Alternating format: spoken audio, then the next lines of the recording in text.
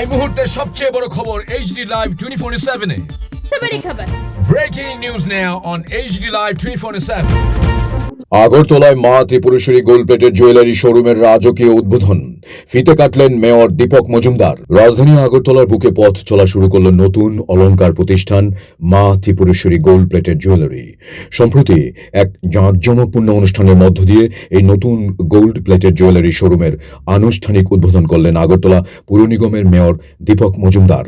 সাথে উপস্থিত ছিলেন কর্পোরেটর রত্না দত্ত, আজকের ফরিয়াদ পত্রিকার ম্যানেজিং ডিরেক্টর শানিত দেবরায় সহ শোরুমের কর্ণধার অজয় চক্রবর্তী ও অন্যান্যরা।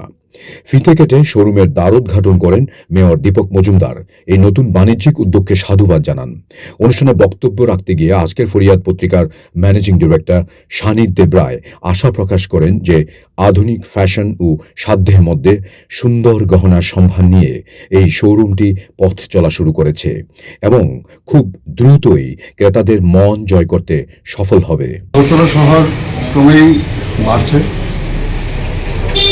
মাননীয় মুখ্যমন্ত্রী মহোদয় এবং মাননীয় মেয়র সাহেব এবং মাননীয় কর্পোরেট মহোদয় এবং মহোদয়দের তৎপরতায় আগরতলায় ক্রমেই ব্যবসায়ী প্রতিষ্ঠানগুলি আত্মপ্রকাশ করছে।